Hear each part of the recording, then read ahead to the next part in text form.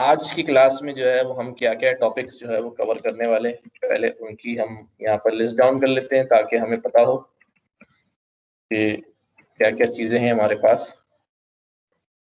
सबसे पहला जो हमारे पास हम शुरू करने वाले हैं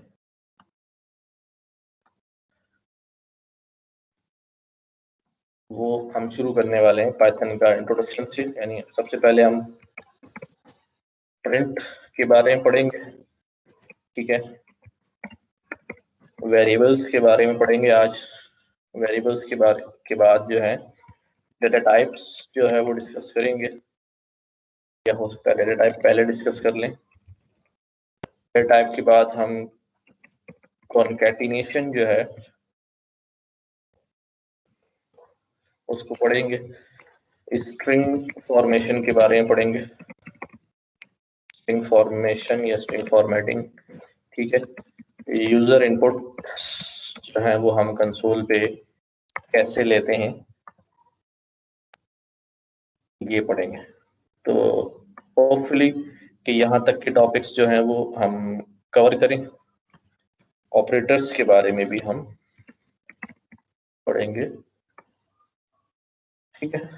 तो ये आज की कोशिश है कि हम इन चीजों को जो है वो इसके अंदर कवर कर लें। तो प्रिंट, जिस तरह मैंने कहा कि हम प्रिंट के बारे में पढ़ेंगे। प्रिंट क्या है, ठीक है। प्रिंट जो है पाइथन का एक बिल्ट इन फंक्शन है, ठीक है। ये इसका काम क्या होता है, ये क्या करता है और दीगर फंक्शन जो है बिल्ट इन वो क्या करते हैं। अगर आपको किसी भी फंक्शन के बारे में जानना हो तो या तो हम डॉक्यूमेंटेशन पढ़ते हैं, जाके उस फंक्शन की पाइथन की डॉक्यूमेंटेशन यहाँ ऑन करेंगे, वहां जाके देखेंगे। दूसरा यहाँ भी जो है इसकी डॉक स्ट्रिंग जो है हर फंक्शन का फंक्शन के साथ अवेलेबल होता है। तो हम ये प्रिंट फंक्शन के अंदर जो है ये ब्रैकेट के अंदर रहते हुए शिफ्ट और प्लस टैब अपना प्रेस करेंगे तो ये हमारे पास प्रिंट जो फंक्शन है उसका डॉक्यूमेंटेशन स्ट्रिंग जो है वो खुल जाएगा। और इसी प्लस साइन को क्लिक करके अगर हम देखें तो कंप्लीटली हमारे पास इसकी डॉक्यूमेंटेशन जो है वो आ रही है। क्या कर रहा है प्रिंट स्टेटमेंट, इसमें हम क्या क्या लिख सकते हैं। कह रहा है वैल्यूज लिख सकते हैं, वैल्यू लिख सकते हैं। अच्छा, वैल्यू लिख सकते हैं तो यहाँ पर कोई वैल्यू मेंशन नहीं है कि उसकी डेटा टाइप जो है वो कैसी होनी चाहिए। तो इसका मतलब क्या है, इसका मतलब ये है कि हर डेटा टाइप की वैल्यू जो है वो प्रिंट के अंदर हम भेज सकते हैं। कितनी भेज सकते हैं ये भी लिमिट नहीं लिखी हुई, डॉट डॉट्स लगा हुआ है। तो जितनी चाहे वैल्यूज जो है वो प्रिंट में भेज सकते हैं, इतनी हो आपकी मेमोरी का मसला ना हो जाए, ठीक है। तो कोई सी भी वैल्यूज और कितनी भी वैल्यूज जो है वो प्रिंट के अंदर हम भेज सकते हैं। करेगा क्या ये हमारे कंसोल के ऊपर उन वैल्यूज को एज इट इज प्रिंट करेगा, ठीक है। फॉर एग्जाम्पल मैं यहाँ पर एक कोटेशन लगा के कोई स्टेटमेंट लिख देता हूँ जो हमारा बेसिक हेलो वर्ल्ड लिख दिया। ये हेलो वर्ल्ड क्योंकि कोटेशन में लिखा हुआ है इसलिए ये अभी डेटा टाइप्स की हम बात करेंगे, अभी इसको समझ लेंगे कोटेशन में लिख के ही भेज रहे हैं, ठीक है। हमने इसको भेजा तो हमारे पास कंसोल पे हेलो वर्ल्ड जो है वो प्रिंट होता है। इसके साथ साथ मैं यहाँ पर और भी वैल्यूज भेज सकता हूँ, दूसरी वैल्यू भेज दूं यहाँ पर, ठीक है। तो वैल्यूज जो है वो यहाँ पर हमने भेज दी, तीसरी वैल्यू भी कोई हम भेज दें। तो जितनी चाहे वैल्यूज जो है हम भेज सकते हैं।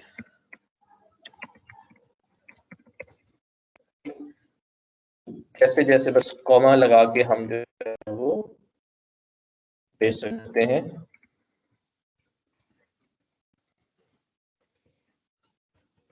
अच्छा, अभी प्रिंट जो है वो हमारे पास ये काम कर रहा है। अच्छा, कोई नंबर भेजना चाहूँ नंबर भी भेज सकता हूँ, ठीक है। नंबर भी हमने भेज दिया।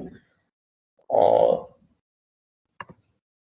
तो डिफरेंट टाइप ऑफ वैल्यूज जो अभी हमने, क्योंकि डेटा टाइप डिस्कस नहीं करी है तो मैं उनकी तरफ नहीं जा रहा हूँ, बस हमने कुछ टेक्स्ट लिख के भेज दिया है और कुछ हमने नंबर लिख के भेज दिया है। जो टेक्स्ट होता है उसकी पहचान क्या होती है कि वो कोटेशंस के अंदर लिखा हुआ होता है। अभी इस वक्त स्ट्रिंग फंक्शन के अंदर एक वैल्यू, दो value, three values and 4 and 5 values जो है वो हमने प्रिंट फंक्शन को एज अ आर्ग्यूमेंट पास करी हैं, उसके जवाब में उसने वही वैल्यूज हमें एज इट इज जो है हमारी स्क्रीन पर प्रिंट करा दी, कंसोल पे प्रिंट करा दी, एक्चुअली स्क्रीन नहीं है। अच्छा जी, अच्छा एक चीज हम यहाँ और नोट कर रहे हैं कि हर, ये कॉमा क्या चीज है, ये कॉमा क्या कर रहा है, ये कॉमा बता रहा है पाइथन को कि भाई यहाँ तक ये पहली वैल्यू का एंड हो चुका है, अब दूसरी वैल्यू स्टार्ट हो गई, पहली वैल्यू का एंड हो गया, दूसरी वैल्यू स्टार्ट हो गई, पहली वैल्यू का एंड हो गया, दूसरी वैल्यू स्टार्ट हो गई, एंड सो ऑन। जब हम प्रिंट में देख रहे हैं तो हम देख रहे हैं कि हमारी हर वैल्यू के बाद जो है वो एक स्पेस जो है वो जनरेट हो रहा है, ठीक है। पाइथन हर हेलो स्टूडेंट स्पेस जनरेट, ये स्पेस क्यों जनरेट हो रहा है, क्या हमने इसको बोला था कि भाई स्पेस डालना, हमने यहाँ तो इसको नहीं बोला कि भाई यहाँ स्पेस डालो, हमने सिर्फ यहाँ पर कॉमा लगाया हुआ जिससे उसको ये मालूम हो रहा है कि भाई ये एक आर्गुमेंट जो है या एक वैल्यू जो है वो यहाँ पर एंड हो गई। तो अब इसकी बात करते हैं कि स्पेस क्यों आ रहा है, वापस इसके सिग्नेचर में चलते हैं। सिग्नेचर में जब शिफ्ट टैब प्रेस करके हम सिग्नेचर में गए तो हमें यहाँ पर एक और इसका आर्गुमेंट नजर आ रहा है जिसका नाम है SEP। ये SEP जो है ये हमारे पास सेपरेटर कहलाता है, सेपरेटर, ठीक है।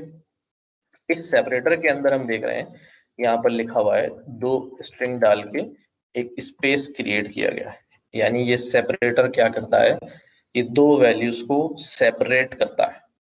तो क्योंकि उन्होंने by default built in by default value separator में क्या रखी हुई है, स्पेस रखी हुई है, इसलिए हमारे पास वो सारी वैल्यूज वहां पर स्पेस ज्यादा आ रही हैं, यानी हर दो वैल्यूज के दरमियान जो है वो स्पेस आ रहा है। अगर मैं ये स्पेस वाली वैल्यू हटा के स्पेस हटा दूं, मैंने ये स्पेस अगर मैं इसको यूं कर दूं तो ये स्पेस है, ये वापस स्पेस खत्म कर दिया। तो अब अगर हम इसको एग्जीक्यूट करेंगे तो हमारे पास देखें हेलो वर्ल्ड, ये एक वैल्यू है, इसके बाद दूसरी जो हमारे पास वैल्यू है वो उसके साथ ही यहाँ से स्टार्ट हो गई, कोई सेपरेटर बीच में नहीं आया क्योंकि हमने जो डिफॉल्ट सेपरेटर था उसको ओवरराइट कर दिया है और यहाँ हमने अपना सेपरेटर इस्तेमाल कर दिया, और अपने सेपरेटर में हमने कोई चीज रखी ही नहीं। तो हम रख सकते हैं अपने सेपरेटर में कोई सी भी चीज, फॉर एग्जाम्पल मैं 2 दफा अंडरस्कोर प्रेस कर दूं तो अब मेरे पास स्पेस की जगह 2 दफा अंडरस्कोर जो है वो जनरेट होगा, वैल्यूज में डालता रहूंगा, ठीक है। तो यहाँ पर जो है वो डिफरेंट मैंने वैल्यू डाल दी है सेपरेटर में। अब वैल्यूज की जगह पैटर्न में अब हर वैल्यू के बाद यहाँ पर क्यों नहीं आ रहा, क्योंकि ये वर्ड्स का स्पेस है, ये वैल्यू का जो है ना सेपरेशन नहीं है, ये पूरा एक वर्ड है, इसलिए यहाँ पर जो है वो ये नजर नहीं आ रहा है, ठीक है। तो सेपरेटर होता है। अच्छा, सेपरेटर के बाद जो है वो हम एक और यहाँ पर प्रिंट करते हैं और हम इसको कहते हैं कि भाई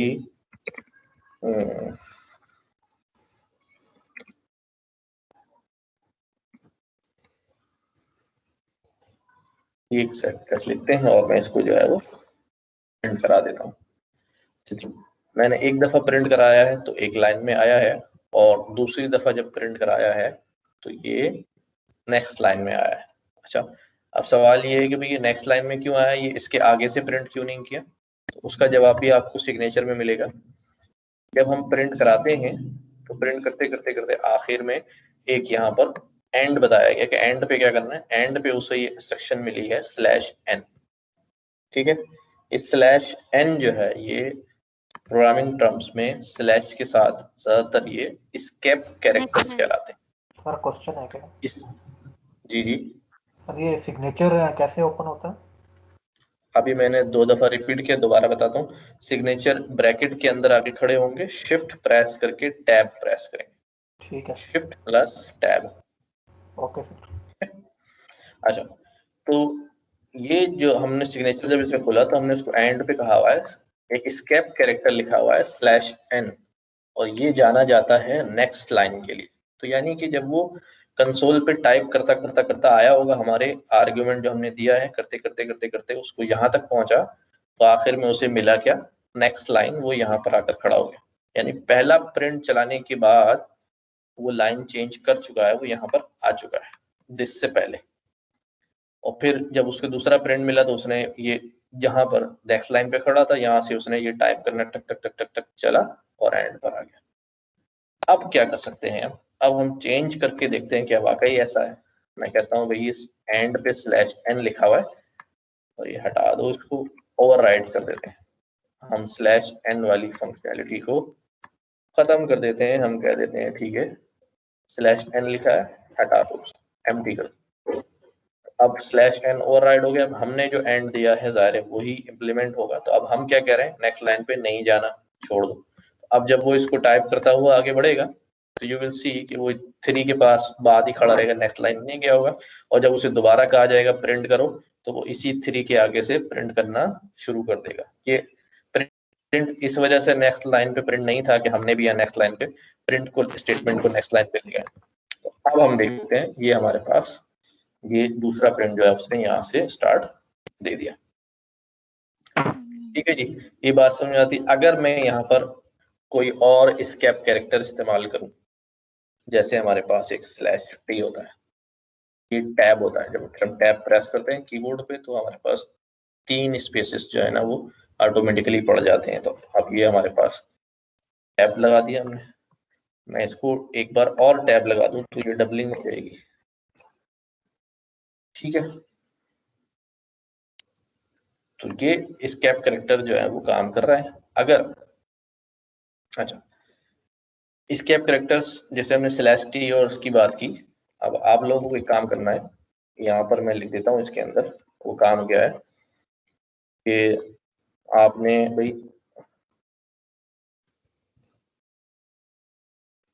what are other escape characters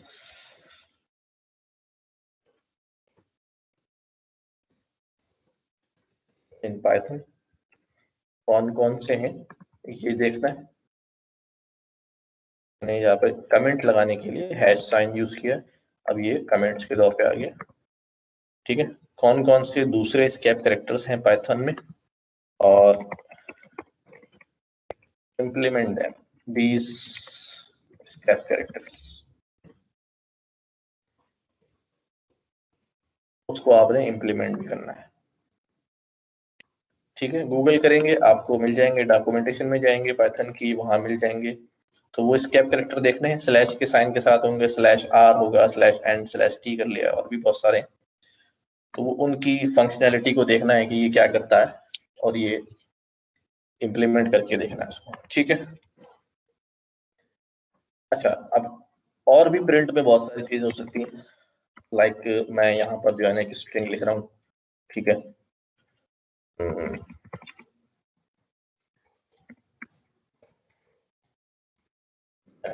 string लिख लिया। सर एक सवाल अगर था मैं जी, सर, जैसे आपने बोला बैकस्लैश टी जो है वो 3 डिजिट का स्पेस लेता है,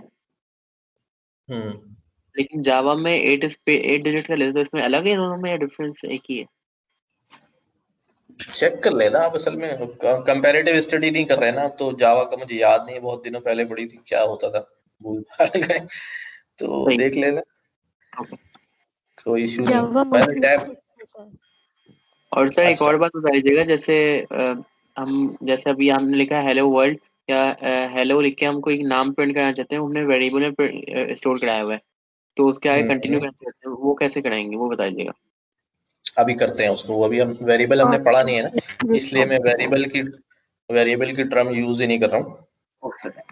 अभी मैं वैल्यू वैल्यू कह रहा हूँ, इसीलिए उसको जब वेरिएबल का टॉपिक पढ़ लेंगे तो अपडेट कर लेंगे अपने पास। अच्छा, मैंने यहाँ पे लिख लिया आई एम पाकिस्तान।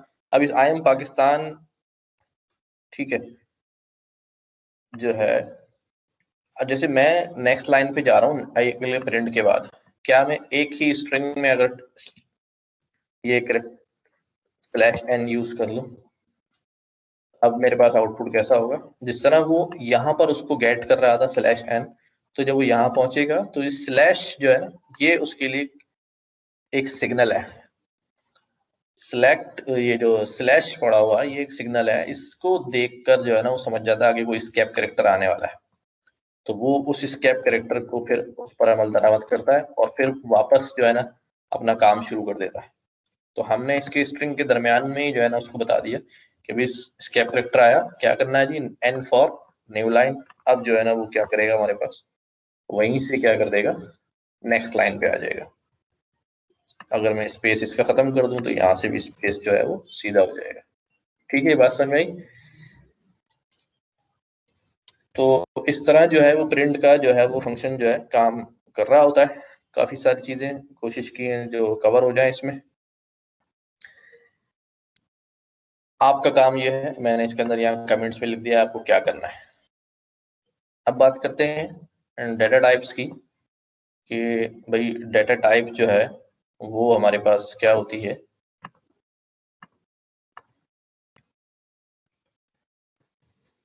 हमने अभी ये प्रिंट किया है,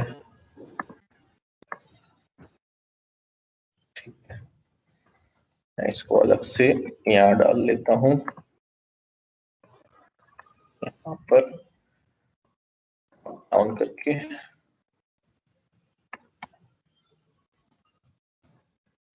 आपको ढूंढने अगली हम बात करने जा रहे हैं डाटा टाइप्स, ठीक है। हेडिंग बनाते हैं और ये हमारे पास डाटा टाइप, ठीक है। हमारे पास पाइथन में जो है वो कौन कौन सी डाटा टाइप है, ठीक है। पाइथन में हम इंटीजर्स हैं जिसको हम रिप्रेजेंट करते हैं इंट। ये मुख्तलिफ साइजेस के इंटीजर पाए जाते हैं, लेकिन अब फ्रॉम इन द स्टार्ट जो है हम साइजेस की बात नहीं कर रहे हैं, क्योंकि कुछ नए लोग होते हैं प्रोग्रामिंग के, फिर वो परेशान होते हैं। तो इंटीजर्स होगी हमारे पास डाटा फ्लोट है, ठीक है, जिसको हम जो हमारे पास डेसिमल्स होते हैं ये हमारे पास फ्लोट कहलाता है, ठीक है। फ्लोट के अलावा हमारे पास बूल है, ठीक है ना, ये बूलियन वैल्यूज हैं। ये हमारे पास जो ट्रू एंड फॉल्स होते हैं उसको हम बूलियन कहते हैं, ठीक है। इंटीजर, फ्लोट और बूलियन।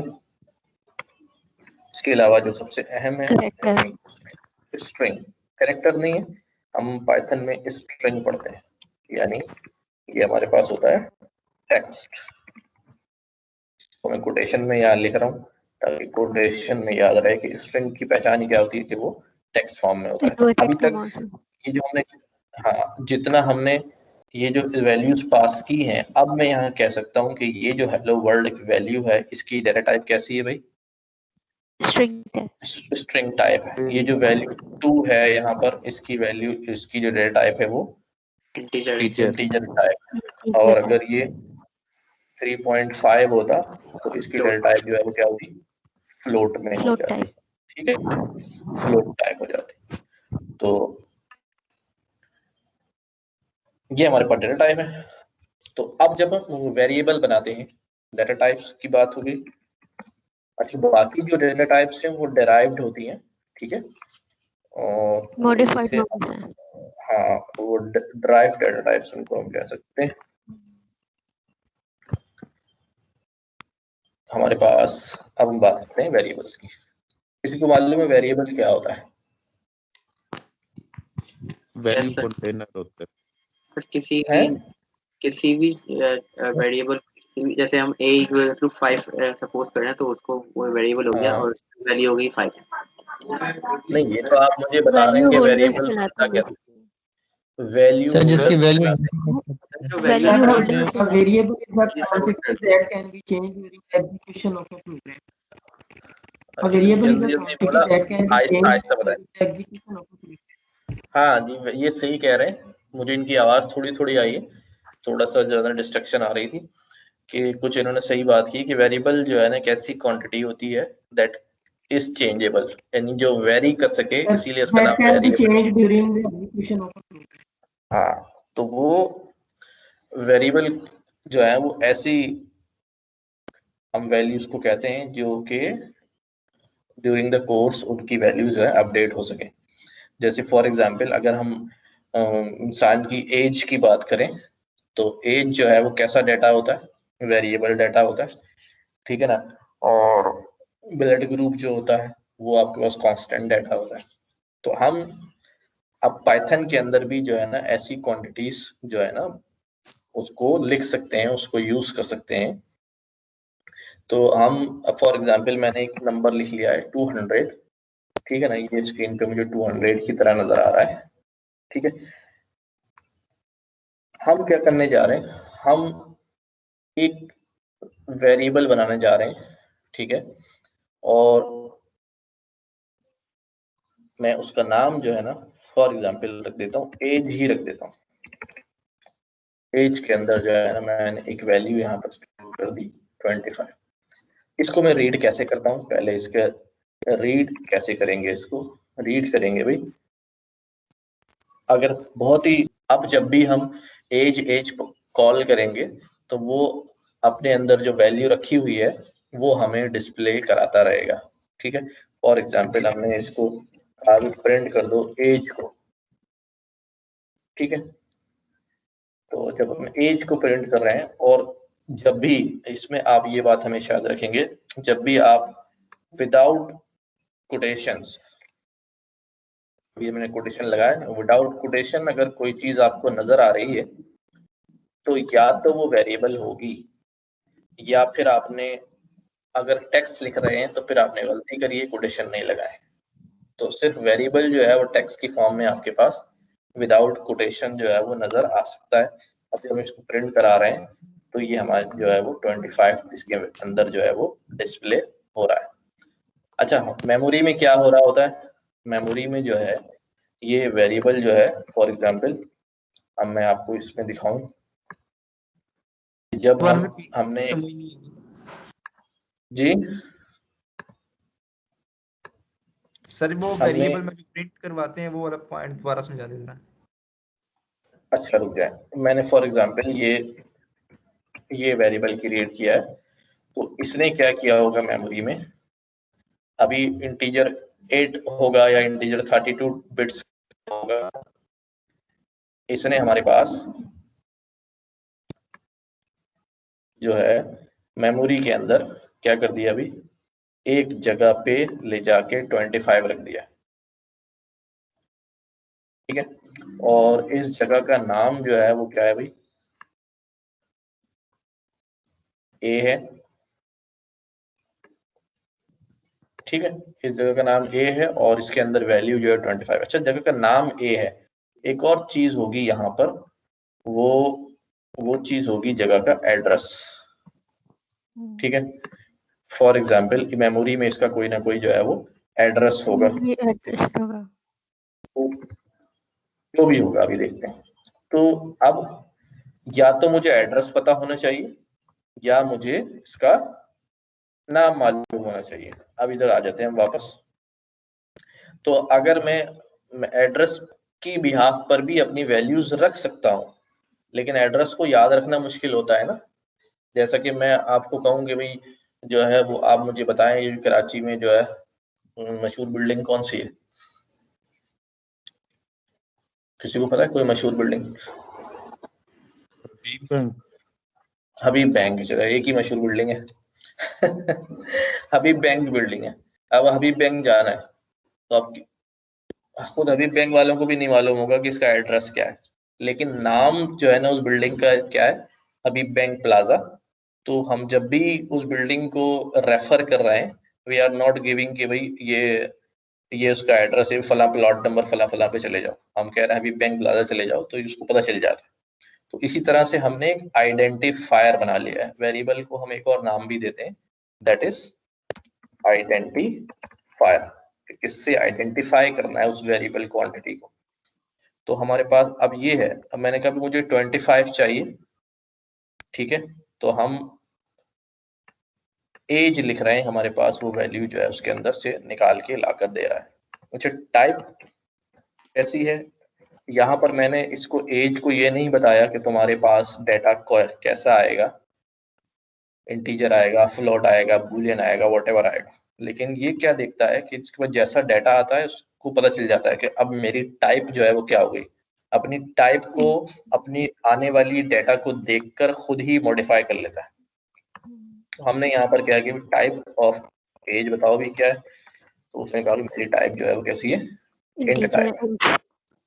अच्छा, अगर मैं वेरिएबल की जो है ना वो वैल्यू को, क्योंकि वेरिएबल है ना, वैल्यू चेंज हो सकती है, मैंने यहाँ इंटीजर के बजाय जो है ना उसमें कोई स्ट्रिंग लिख दिया, कंडीशन में लिख दिया, तो अब जो है वो अपनी खुद ब खुद जो है अपनी टाइप को उसने क्या कर लिया, स्ट्रिंग कर लिया। तो जैसा उसके अंदर डाटा हम क्या कर रहे हैं, भेज रहे हैं, उस हिसाब से वो टाइप खुद ही उसकी इन्फर किए जा रहा है।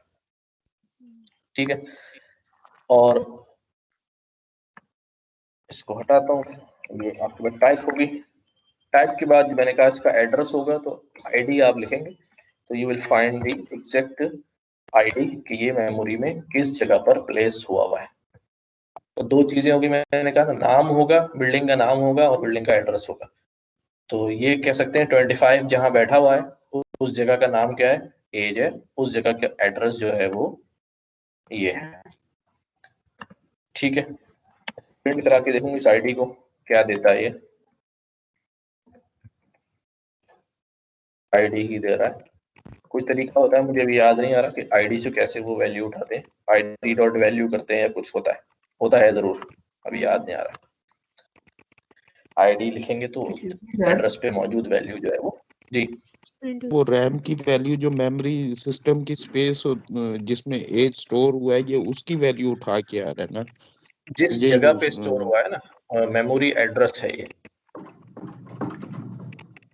अब वो हम जब वेरिएबल क्रिएट करते हैं तो वो जैसे अपने हम बच्चों हिसाब, को मोस्टली पढ़ाते हैं कि इंटीजर हमारा 2 बाइट आपको है, तो वो 65,536 तक जाते हैं। तो सर 65,536 वो मेमोरी लोकेशन तो नहीं डिफाइन कर रहे हैं, तो sir total number of sales define कर रहे हैं वहाँ पे। मुझे अभी भी समझ नहीं आया, कोई और ट्रांसलेट कर दे भाई। 35,656 जो होता है ना, उस इंटीजर की वैल्यू होती है कि ये साइंड और अनसाइंड की जो आप बात कर रही हैं वो और है, ये मेमोरी जो अच्छा, होती वो है ना उसके अंदर जो है ना, नहीं हमें बताया था, हम जो इंटीजर डिफाइन करते हैं ना, इंट हमारे पास जो है, इंट की रेंज, कभी इंटीजर जो है वो 8 लिखा हुआ देखेंगे आप, ठीक है, कभी इंटीजर जो है ना वो आप 16 लिखा हुआ देखेंगे, कभी इंटीजर जो है ना वो आप 32 बिट लिखा हुआ देखेंगे। तो इसका मतलब क्या होता है कि कितना बड़ा इंटीजर हो सकता है।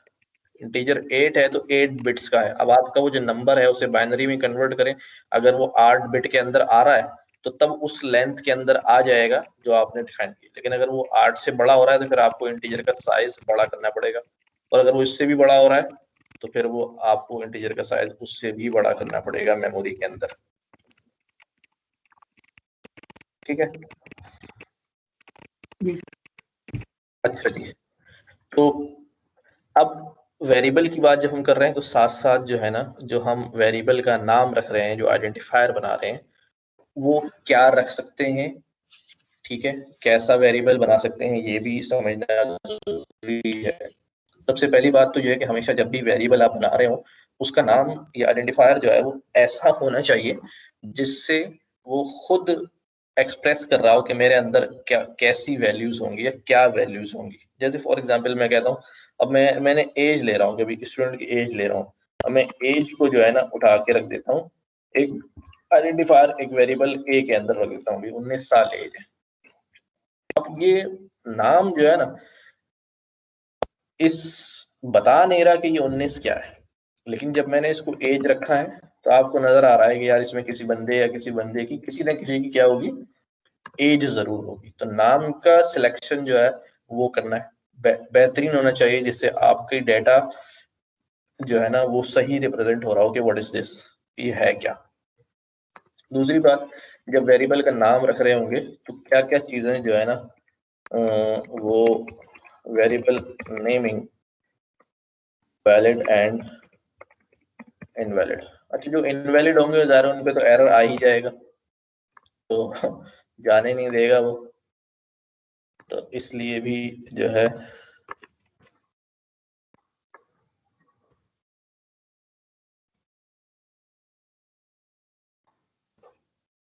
वेरिएबल का नाम सबसे पहली बात, नंबर से स्टार्ट नहीं हो सकता। जैसे फॉर एग्जांपल मैं लिख दूं फर्स्ट स्टूडेंट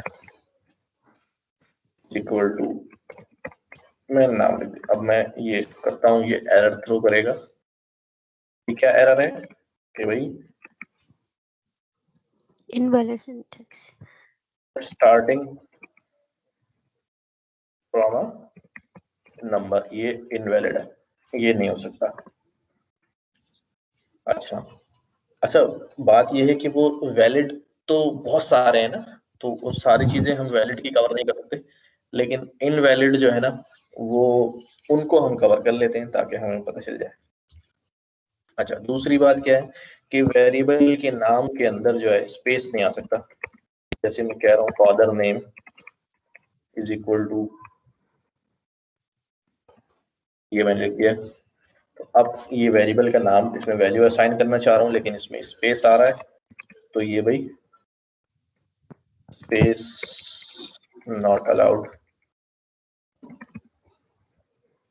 ठीक है, मैंने इसको किया, इसने कहा स्पेस जो है वो ये बता नहीं रहा कि स्पेस नॉट अलाउड, मैं लिख रहा हूँ लेकिन ये एरर थ्रो कर रहा है कि देयर इज एरर। वो इसको वेरिएबल समझ रहा था, फिर ये क्या चीज है। अच्छा जी, और क्या नहीं हो सकता, स्पेशल कैरेक्टर्स जो है ना वो नहीं आ सकते। ठीक है, जैसे मैं कहूँगा first dash name, first name मैंने डाल दिया अभी, रिजर्व वर्ड्स तो भी ये नहीं हो सकते। हाँ भी आता हूँ उसकी तरफ। तो इसलिए डैश या हाइफन या माइनस साइन जो है ये स्पेशल कैरेक्टर्स में आता है। और भी स्पेशल कैरेक्टर्स की लिस्ट है जो हमारे पास टॉप चीज, ये सारे जो है ना स्पेशल कैरेक्टर्स हैं जो हमें नजर आ रहे हैं स्क्रीन पे। ठीक है, ये अलाउड नहीं है वेरिएबल के नाम में। ठीक है, ये साइंस, ये साइंस, ये सब स्पेशल कैरेक्टर्स हैं जो किसी भी तरह वेरिएबल के नाम में अलाउ नहीं है, ना शुरू में ना लास्ट में। Not allowed. ठीक है, यहाँ लिख देता हूं मैं anywhere in a variable name, कहीं भी वेरिएबल नेम में स्पेशल कैरेक्टर्स जो हैं वो अलाउड नहीं। अच्छा, डॉट भी जो है ना स्पेशल कैरेक्टर्स में आता है, तो ये भी डॉट भी अलाउ नहीं होगा। फिर इसके अलावा जिस तरह इन्होंने कहा अभी कि रिजर्व वर्ड्स, ठीक है, रिजर्व वर्ड्स क्या होते हैं? मैं बता दूं? जी बताइए बताइए। हाँ, रिजर्व वर्ड्स आउट हो गए। रिजर्व वर्ड स्पेसिफिक कीवर्ड्स होते हैं जो किसी स्पेसिफिक फंक्शंस के लिए डेडिकेटेड होते हैं, ऑलरेडी प्री डिफाइंड। फंक्शंस के लिए नहीं, फंक्शन के लिए नहीं कहें उसको, वो किसी ना किसी तरह से किसी ना। सर मैं बता सकता हूँ। जी बताइए बताइए बताइए। Sir, reserved words have predefined meaning in any language. अच्छा, कोई रिपीट करे, अभी मुझे समझ नहीं आया। Sir, reserved words have predefined meaning in any language. Predefined meanings, चले ठीक है। बस इसको आसान जबान में यूं कह देता हूं मैं, आप सब सही कह रहे हैं, सब लोग सही कह रहे हैं। आसान जबान में ये कह देता हूं कि भाई रिजर्व वर्ड्स वो कैरेक्टर्स या वो वर्ड्स होते हैं जो पाइथन ने किसी भी तरह से जो है ना खुद लैंग्वेज का पार्ट बनाए हुए, तो वो रिजर्व हो गया। अब अगर वही चीज मैं अपने वेरिएबल के नाम में रखना शुरू करूंगा तो इंटरप्रेटर जो है वो कंफ्यूज हो जाएगा कि ये पाइथन वाला है, तो इसलिए रिजर्व वर्ड्स को वेरिएबल का नाम नहीं बना सकते। जैसे बहुत सारे इफ्स है, एल्स है, एलिफ है, फॉर है, इन है, इज है, ठीक है, लिस्ट है, इंट है, ट्रू है, फॉल्स है, ये सब किसी ना किसी तरह से, न्यू है, क्लास है, किसी ना किसी तरह से ये सारे के सारे वर्ड्स जो हैं वो क्या हो चुके हैं, पाइथन ने अपनी प्रोग्रामिंग को सिंटैक्स डिफाइन करने के लिए इस्तेमाल कर लिए हैं।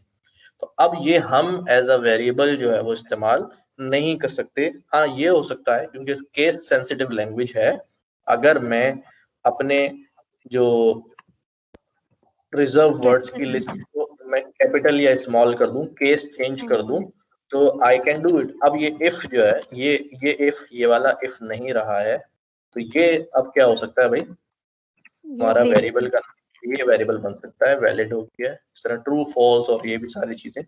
तो जब भी आप इस तरह कोई ऐसी गलती करेंगे जाहिर है वो एरर भी थ्रो करेगा और आपको बता देगा कि भाई ये कुछ यहाँ मसला है। तो ये हमने कुछ चीजें देखी वैलिड और इनवैलिड होने की।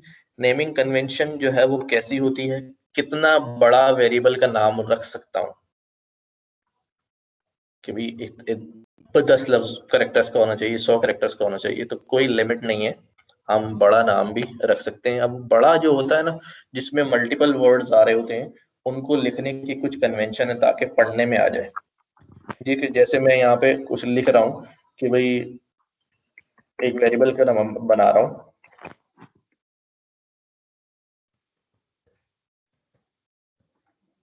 ठीक है। अब ये क्योंकि मैंने लिखा है तो मेरे तो जहन में है कि ये क्या वर्ड है, लेकिन जब आप पहली बार इस वेरिएबल को देखेंगे तो आप कंफ्यूज जाएंगे यार क्या चल रहा है। ये तो फिर भी चलो थोड़े समझ में आने वाले वर्ड है, बन जाएगा, ये कोई इशू नहीं है, वैलिड है, बिल्कुल वैलिड है, कोई एरर नहीं देगा। लेकिन पढ़ने में जो है ना वो थोड़ा सा ये कंफ्यूज कर रहा है, थोड़ी मुश्किल हो रही है।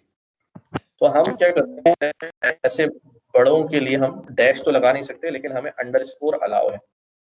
हम यूज ऑफ अंडरस्कोर से हर वर्ड को हमारे वेरिएबल में जो आ रहा है उसको सेपरेट कर लेते हैं। स्पेस अलाउ नहीं है, डैश अलाउ नहीं है, डॉट अलाउ नहीं है, तो हम अंडरस्कोर लगा के जो है अपना ये अब बड़ा अच्छे से पढ़ने में भी आ रहा है, अच्छा भी लग रहा है। एक कन्वेंशन तो ये है, ठीक है। जी दूसरा इसी का कन्वेंशन होता है जिसको हम कैमल कैसिंग कहते हैं। स्टेटस पहला वर्ड जो है पूरा स्मॉल होगा। अब हर वर्ड का फर्स्ट लेटर जो है वो कैपिटल होगा, कैपिटल कर देंगे। हर वर्ड का फर्स्ट लेटर जो है वो कैपिटल होगा और बाकी सारे स्मॉल हो जाएंगे, ठीक है। तो ये हमारे पास ये भी इससे भी पढ़ने में जो है वो आसानी हो रही है, हमें अलग अलग वर्ड जो है वो समझ में आ रहा है कि ये क्या हो सकता है। तो ये दो कन्वेंशंस भी जो है ना वो ज्यादातर इस्तेमाल होती हैं बड़े नाम रखने के लिए, वेरिएबल्स का बड़ा नाम रखने के लिए, जिससे पढ़ने में आसानी हो। और ऐसा एक्सप्रेसिव नाम होना चाहिए, ऐसा एक्सप्रेसिव नाम होना चाहिए जिससे जो डेटा जो हम फीड कर रहे हैं, जो डेटा उसके अंदर डाल रहे हैं वो सही एक्सप्रेस हो सके कि भाई ये डेटा जो है वो कैसा डेटा होगा, इसमें क्या वैल्यूज होंगी, ठीक है। समझ में आई बात। तो हम पहुंचे कहाँ से, डेटा टाइप्स से हमने वेरिएबल्स देख लिया, ठीक है। वेरिएबल के अंदर वैल्यूज जो है वो असाइन हो जाती हैं, असाइन होती हैं और री असाइन भी हो सकती हैं, बार बार चेंज हो सकती हैं, इसीलिए उनको वेरिएबल कहते हैं। एक काम और है आप लोगों का, ये आपने करना है, बात मैंने यहाँ पे कर दी कि वेरिएबल तो हमने डिफाइन कर लिया, क्या कोई वैल्यू कांस्टेंट भी होती है जो चेंज ना होती हो? बिल्कुल होती है। अच्छा बिल्कुल होती है।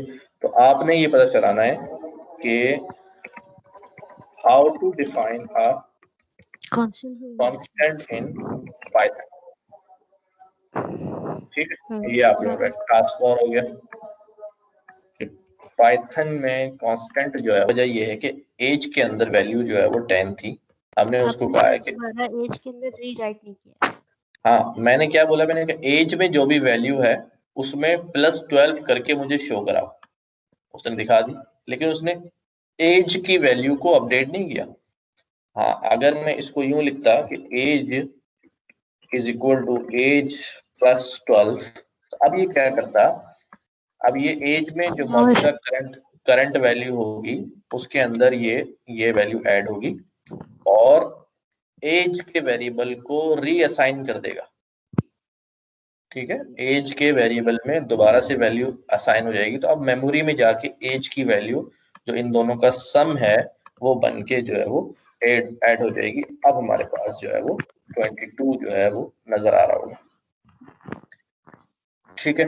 तो इस तरह एक और एज का वेरिएबल बना के अगर हम दो वेरिएबल्स को भी ऐड कर सकते हैं, जैसे फॉर एज 2 मैंने कहा जी 34 एक वेरिएबल है एज 2 में, तो हम ये कर सकते हैं कि एज और एज 2 दोनों वेरिएबल्स को भी जो है ना वो आपस में ऐड हो जाएंगे। दो वेरिएबल्स आपस में ऐड होंगे तो इसका मतलब ये है कि उनके अंदर जो वैल्यू हैं वो ऐड हो जाएंगी।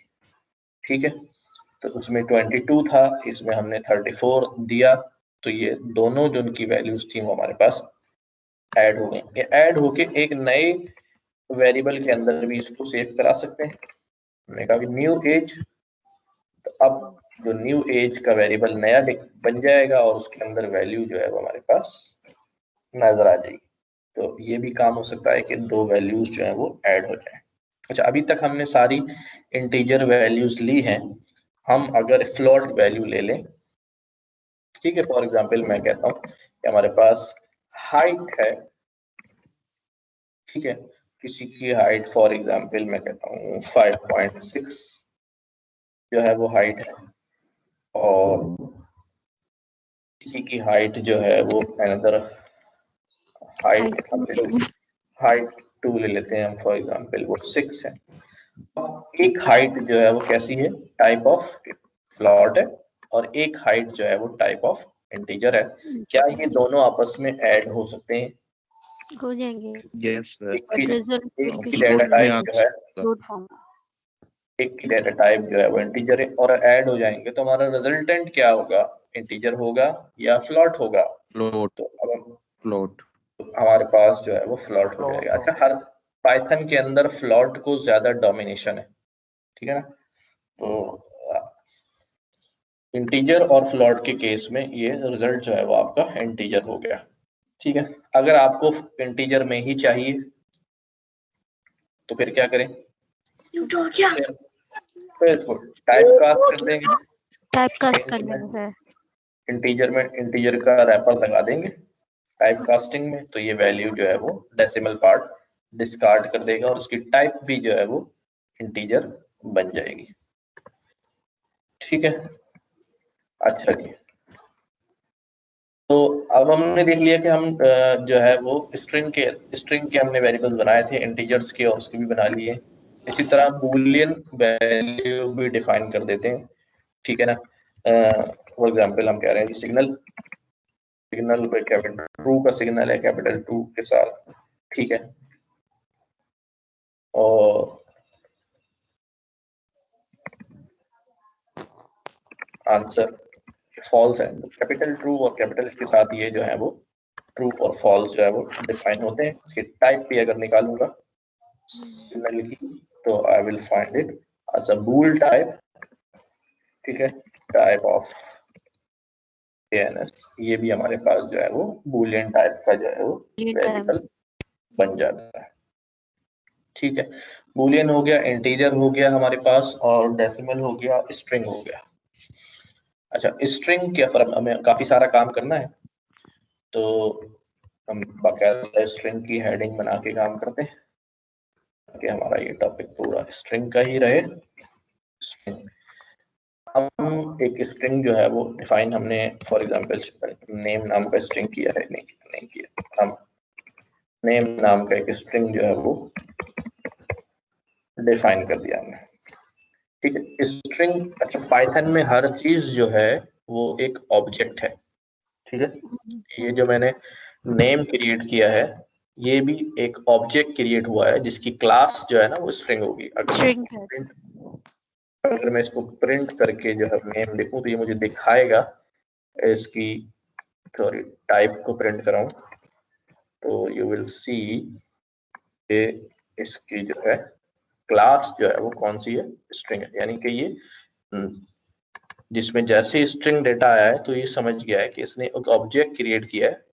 अभी बाद लोगों ने ऑब्जेक्ट ओरिएंटेड नहीं पढ़ी होगी पहले कभी, तो एक इजाफी बात है, लेकिन खैर अभी छोड़ देते हैं इस बात को, ना ही करें तो अच्छा है।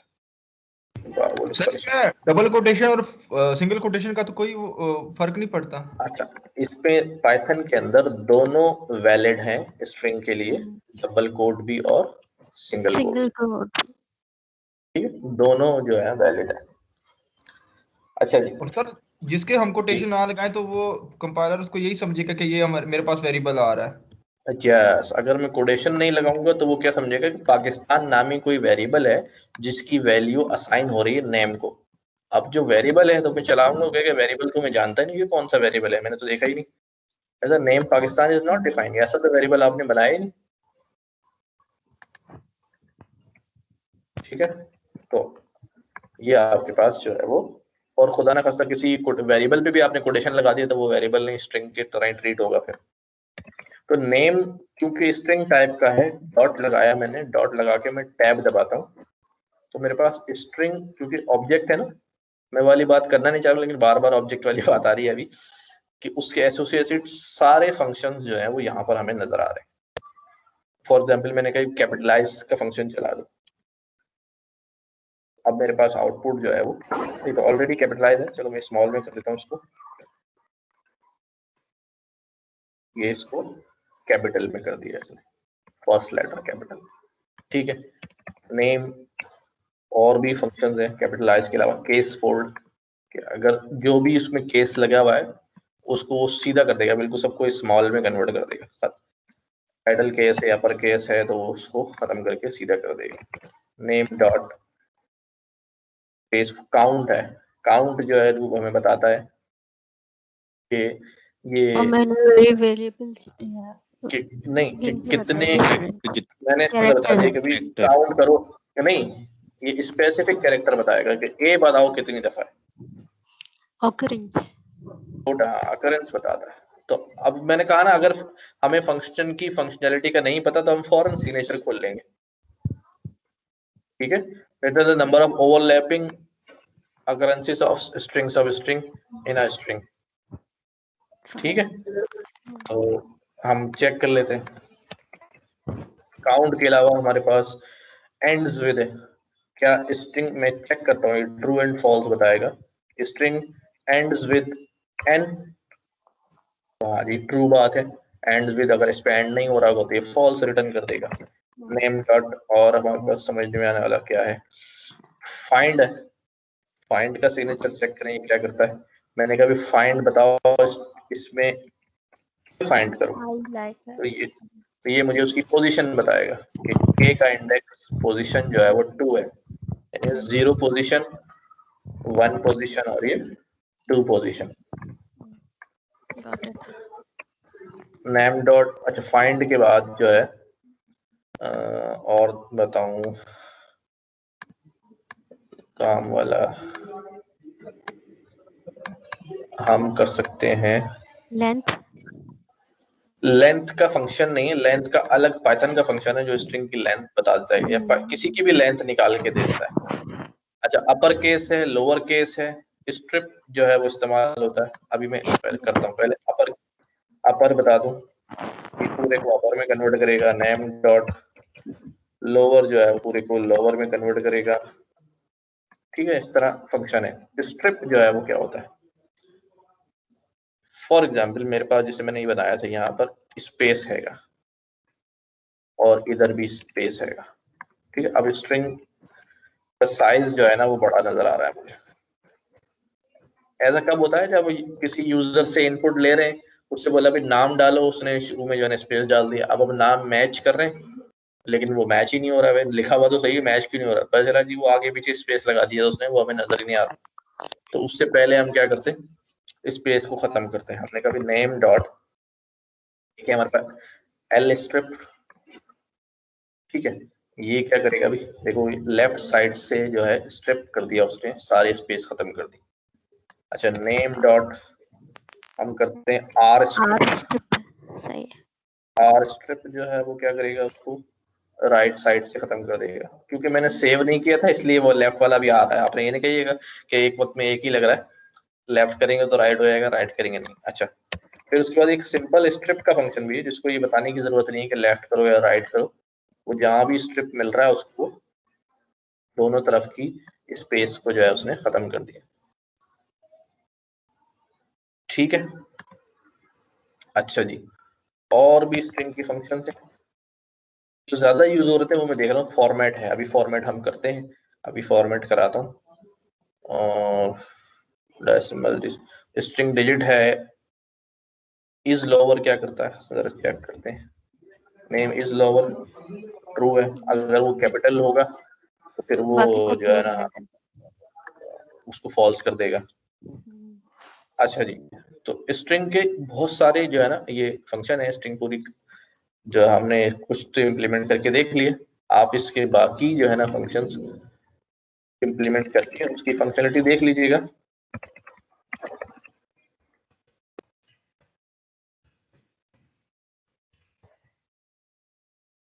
फंक्शन है कौन से, कैसे पता चलेगा? बिल्कुल स्ट्रिंग जो आपने लिया हुआ है, डॉट डाल के जैसे टैब प्रेस करेंगे तो लिस्ट ऑफ फंक्शन जो है वो आपके पास नजर आ जाएगी। ठीक है, तो इससे जो है वो आपको पता चल जाएगा।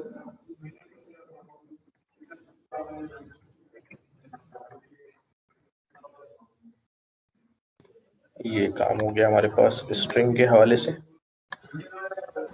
अच्छा भी, कॉन्कैटिनेशन।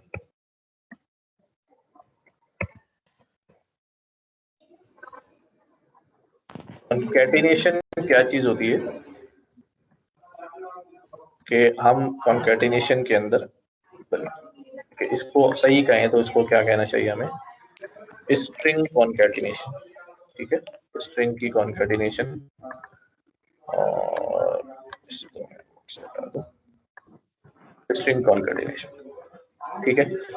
फॉर एग्जांपल अब वही एक स्ट्रिंग बनाया मैंने, फर्स्ट नेम नाम लिखा मैंने, दूसरा नेम बनाया मैंने, लास्ट नेम, और मैंने इसको बोल दिया हुसैन। ठीक है, अब मैं प्रिंट करना चाह रहा हूँ या बनाना चाह रहा हूँ फुल नेम, तो मैं क्या करूँगी, फर्स्ट। ओके, अच्छा अब हमने जो है फर्स्ट नेम और लास्ट नेम को क्या करना है, प्लस करना है। अच्छा देखो, ये जो प्लस है, माइनस है, इक्वल टू का साइन है, जो अभी हमने यूज किए हैं, ये सारे के सारे क्या कहलाते हैं? Arithmetic function, arithmetic operators, operators कहलाते हैं। ठीक है, ठीक, तो ये plus is equal to, plus, minus, multiply, divide, और भी बहुत सारे ऑपरेटर, लिस्ट ऑफ ऑपरेटर्स है। अच्छा, ये प्लस ऑपरेटर जब हमने यूज किया था ऊपर, समझिएगा इसको,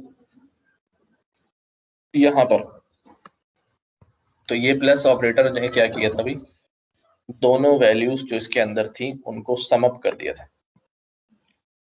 ठीक है, अच्छा यहां पर जब ये प्लस ऑपरेटर यूज कर रहा हूं तो ये दोनों वैल्यूज को सम नहीं कर रहा बल्कि कॉन्कैटिनेट कर रहा है, ज्वाइन कर रहा है, ज्वाइन कर रहा है, कॉन्कैटिनेट कर रहा है। इसका मतलब जो है, able to see your screen. इसका मतलब यह है कि इसके दो बिहेवियर सामने आ रहे हैं। ठीक है, यानी कि ये क्या कर रहा है, जब ये देख रहा है कि इसके पास ऑपरेंड, ये चीज क्या कहलाती है, जो वैल्यूज हम दे रहे हैं ये ऑपरेंड कहलाती है, और ये क्या कहलाता है, जब उसने देखा कि ऑपरेंड की टाइप जो है वो इंटीजर है, तो वो उसने इनको सम कर दिया। जब उसने यहाँ पर देखा कि ऑपरेंड की टाइप जो है वो स्ट्रिंग है, तो उसने इनको कॉन्कैटिनेट कर दिया। इसका मतलब ये कि ये डुअल बिहेवियर रखता है, और डुअल बिहेवियर का कॉन्सेप्ट जो है वो क्या कहलाता है फंक्शंस के अंदर, अगर थोड़ा सा पढ़ा हो, इसको ओवरलोडिंग कहते हैं। तो यहाँ पर असल में क्या हुई हुई है, ऑपरेटर ओवरलोडिंग हुई हुई है। ओवरलोडिंग क्या होती है कि एक ही चीज जो है वो मल्टीपल काम कर सके। ठीक है, तो यहाँ ये प्लस ऑपरेटर का जो है वो डुअल बिहेवियर सामने आ रहा है। इसका मतलब ये कॉन्सेप्ट है कि यहाँ पर ऑपरेटर ओवरलोडिंग हुई हुई है प्लस की।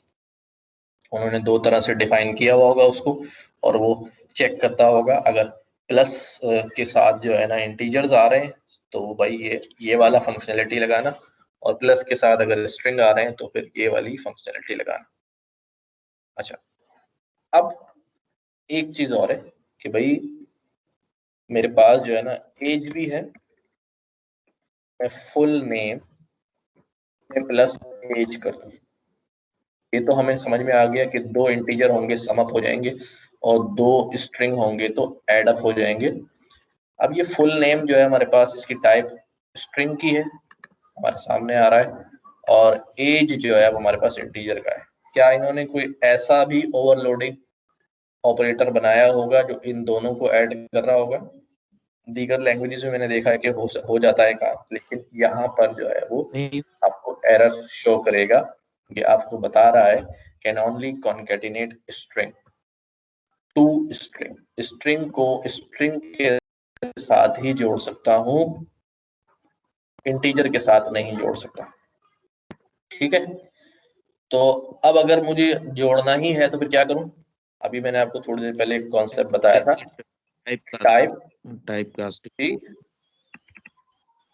Type casting. मैंने आपको बताया था कि आप इस एज को क्या कर देंगे, अपने पास थोड़ी देर के लिए स्ट्रिंग बना के रख देंगे, स्ट्रिंग का रैपर चढ़ा देंगे। अब ये हमारे पास जो है ना, जो भी एज होगी वो भी इस स्ट्रिंग के साथ जो है वो कॉन्केटिनेट हो जाएगी। ये वेरिएबल मेमोरी में जो है ये स्ट्रिंग नहीं हुआ है, बल्कि सिर्फ इस जगह पे जो है वो क्या करेगा, ये एज जो है वो कॉन्केटिनेट कर देगा, तो एज को यहाँ पर टाइप कास्ट कर देगा। ठीक है जी, ये बात समझ में आ गई सबको कि कभी भी ये एरर अक्सर आ जाते हैं टाइप। सर इसकी डिफॉल्ट फंक्शनैलिटी यानी अभी भी इंटीजर की रहेगी एज की? हाँ, ये जहाँ डिफाइन हुआ तो इंटीजर रहेगी। ये सिर्फ यहाँ थोड़ी देर के लिए क्या हुआ, एज में उसमें कन्वर्ट हो गया। मैं यहाँ दोबारा टाइप चेक करूँ एज की, तो वो मेरे पास इंटीजर ही आएगी। ठीक है,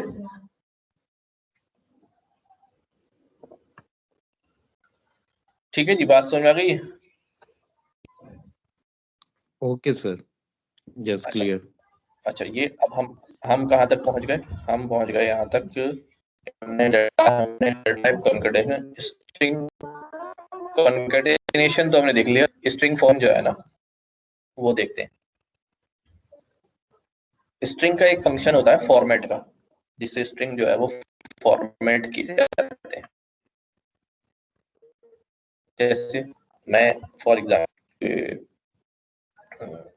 अच्छा इससे पहले मैं एक आपको जो है ना वो भी बताता हूँ कि यूजर से इनपुट जो है ना वो हम कैसे ले लेते हैं कंसोल के ऊपर। कि भाई हमने कहा भाई यहाँ पर नेम क्यों रख रहा हूँ? मैं यूजर से उसका नाम पूछने वाला हूँ। टेल मी योर नेम, या tell me type your name. ठीक है, टाइप योर गुड नेम। क्या किया हमने? इनपुट का फंक्शन इस्तेमाल किया है, और स्क्रीन पे आएगा और वो वैल्यू डालेगा। वो वैल्यू जो इनपुट करेगा वो कौन से वेरिएबल में स्टोर हो जाएगी? वो नेम नामी एक वेरिएबल में स्टोर हो जाएगी। ठीक है, आगे मैंने कहा भी कि नेम के साथ जो है अब आप एक और इनपुट दे दें। फॉर एग्जाम्पल आप एज इनपुट दे दें। इनपुट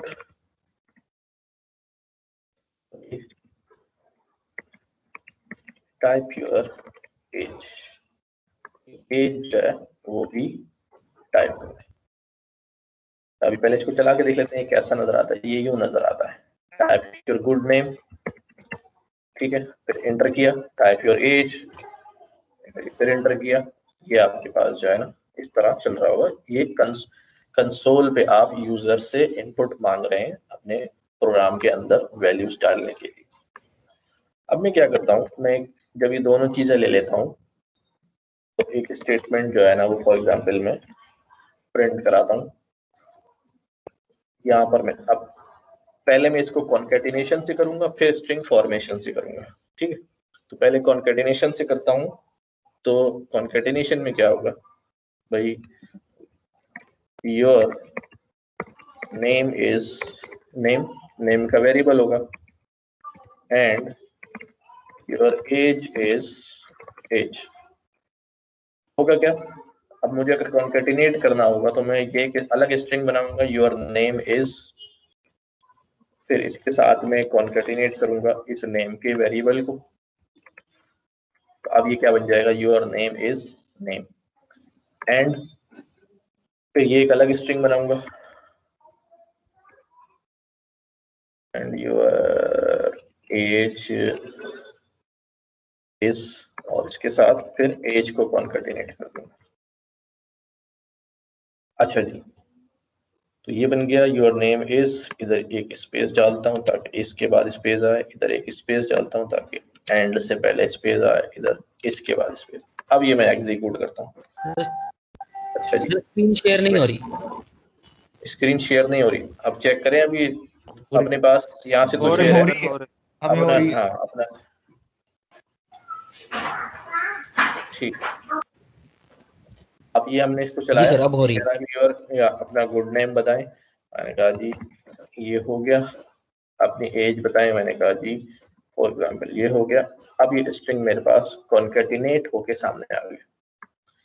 अच्छा, इसमें एक सवाल है कि एज हमारी कैसी टाइप है। एज में हमने वैल्यू कैसी डाली है भाई, इंटीजर टाइप वैल्यू डाली है।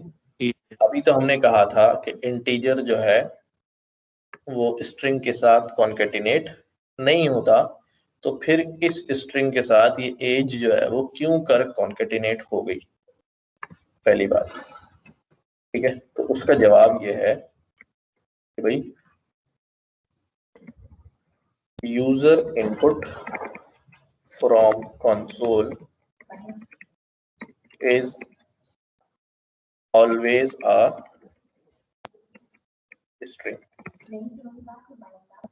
यूजर का जो इनपुट है कंसोल पे वो क्या है भाई, हमेशा क्या होगा, स्ट्रिंग होगा, चाहे वो नंबर ही क्यों ना डाले।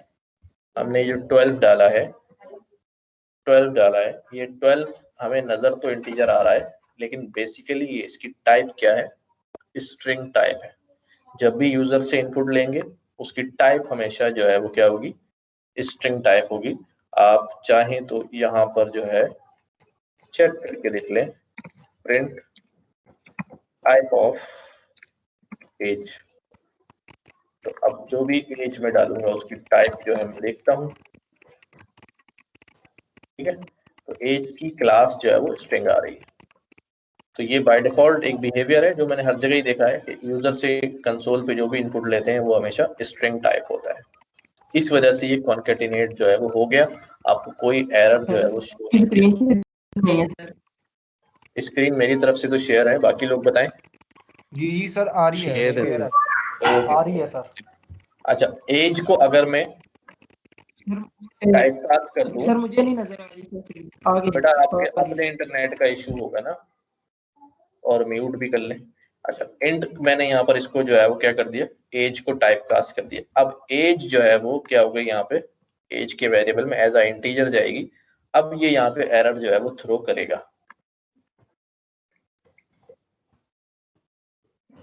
ठीक है, अब ये एरर थ्रो करेगा कि can only concatenate string not integer. तो आपने ख्याल रखना है कि जो वैल्यूज इंटीजर होती हैं उनको यूजर इनपुट पे ही आप इंटीजर में कन्वर्ट कर लें। ठीक है, क्योंकि अगर एज किसी की बढ़ानी है, कम करनी है, प्लस करना है, माइनस करना है, कहीं कोई ऑपरेशन मैथमेटिकल परफॉर्म करना है, तो वो आप नहीं कर पाएंगे फिर अगर वो स्ट्रिंग फॉर्म में होगा। तो अब यहाँ एक इजाफी काम हमें करना पड़ेगा, इसको हमने रैपर जो है वो लगाना पड़ेगा। तो अब ये मसला जो है वो हमारा हल हो जाएगा। ठीक है, और हमारी जो ओरिजिनल टाइप इंटीजर है वो मेंटेन हो रही है। हम एज को अब कहीं कोई प्लस माइनस करना चाह रहे हैं तो वो आराम से इंटीजर पे कर सकते हैं। अच्छा, ये काम अभी हमने किया है कॉन्कैटिनेशन के थ्रू। मैंने कहा था कि हम जो है वो स्ट्रिंग फॉर्मेशन जो है वो पढ़ने जा रहे हैं, स्ट्रिंग फॉर्मेशन।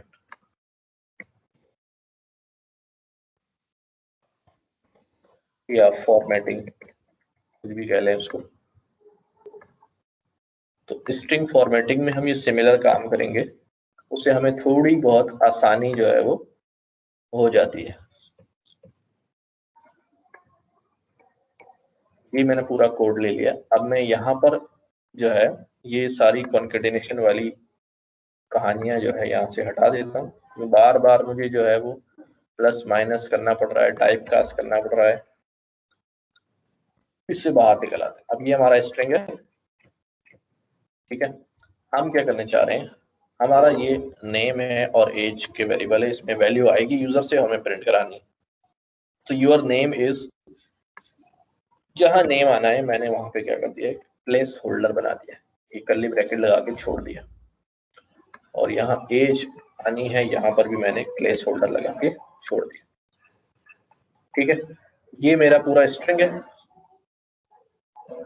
ठीक है। इस स्ट्रिंग को, इस स्ट्रिंग का एक फंक्शन होता है, स्ट्रिंग के ऊपर एक फंक्शन होता है dot format, that is format. Format करते हुए मैंने ब्रैकेट लगाया फंक्शन के। अब मैं कह रहा हूं कि नेम का वेरिएबल यहाँ रख दिया है और एज का वेरिएबल यहाँ रख दिया है। अब ये क्या करेगा, ये स्ट्रिंग है, फॉर्मेट पहले प्लेस होल्डर में पहली वैल्यू भेजेगा, दूसरे प्लेस होल्डर में दूसरी वैल्यू भेज देगा, ठीक है। इसको रन करते हैं। ये आपका काम जो है वो उसने कर दिया है। नेम जो है उठा के पहले प्लेस होल्डर में डाल दिया है और एज जो उठा के उसने दूसरे प्लेस होल्डर में डाल दिया। अच्छा, इसका पोजीशन भी होती है, ये 0 पोजीशन कहलाती है और ये 1 पोजीशन कहलाती है। तो अगर पोजीशन के हिसाब से उठाऊं और यहाँ पर 0 लिख दूं, यहाँ पे 1 लिख दूं, तब भी पोजीशन अगर मेंशन करूंगा तो that's very good.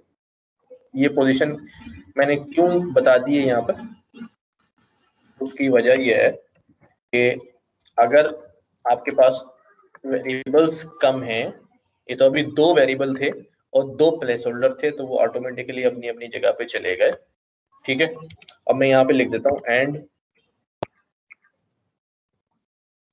Half of my age is, मेरी, मैं क्या करता हूँ फिर डबल कर लेता हूँ ज्यादा, and double of my age is, मेरी एज का डबल क्या होगा। अब मुझे यहाँ पर यही एज वाला रिप्लेस करना है ना। अब अगर मैं इसको एम्प्टी छोड़ूंगा तो इसको तीसरी वैल्यू तो नहीं मिलेगी, तीसरी वैल्यू कहाँ से भेजेगा, ठीक है। तो देयर इज एन इशू। अब मैं क्या बोलता हूँ इसको कि भी यहाँ पर जो है ना क्या डाल दो, 1 ही डाल दो, क्योंकि एज ही आएगी और अभी तो सिमिलर वही एज आ जाएगी जो मैंने यहाँ पर इसको दी है। तो मैंने नाम में वो डाल दिया और ये डाल दिया, सॉरी दोबारा चलाता हूँ, ठीक है।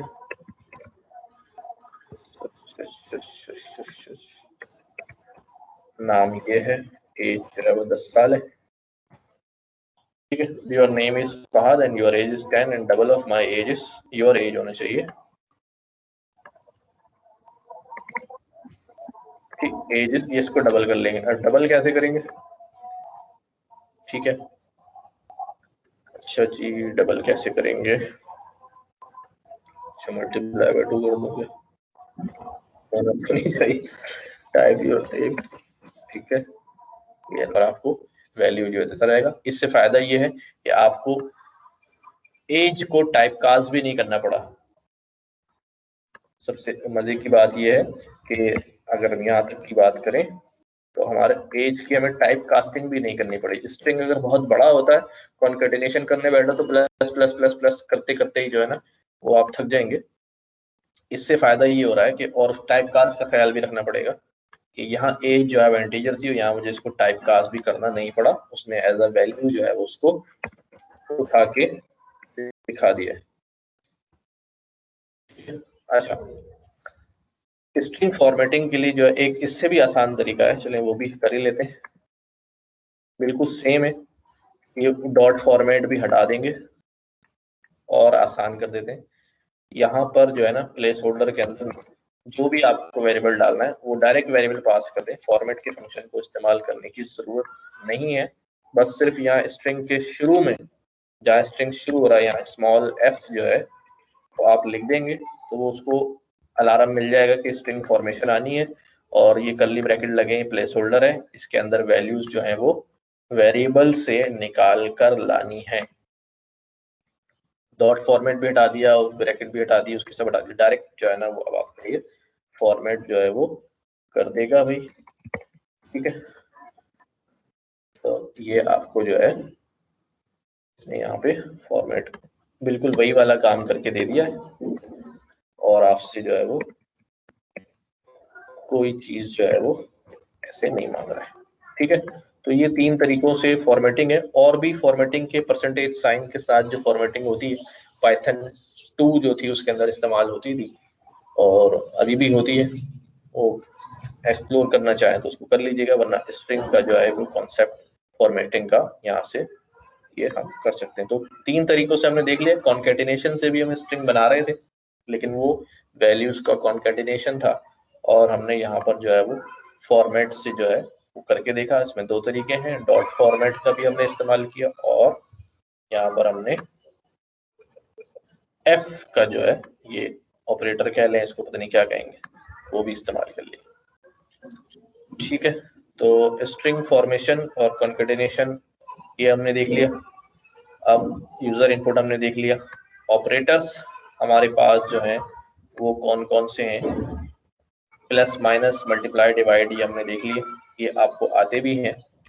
फॉर एग्जांपल हम यहाँ पर एक वैल्यू 1 क्रिएट कर लेते हैं, बल्कि चलो थोड़ा हार्ड कोड कर ले वरना मैं यूजर से लेने का सोच रहा था।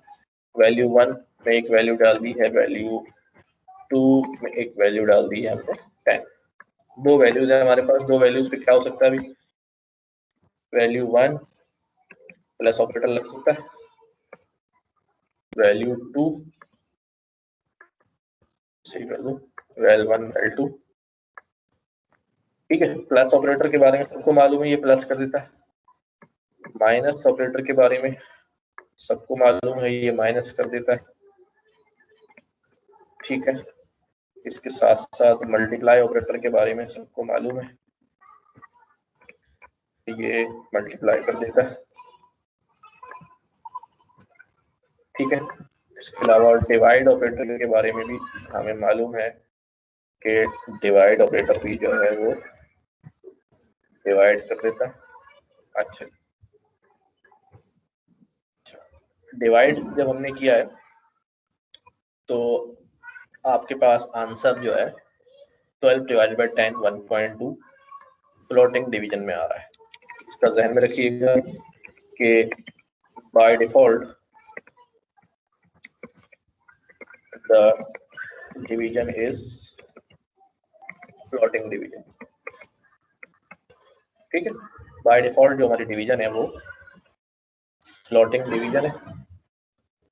अगर आपको इंटीजर डिवीजन करनी है उसके लिए डिवीजन का एक और ऑपरेटर है, दैट इज डबल स्लैश लगा दें, डबल डिवाइड लगा दें।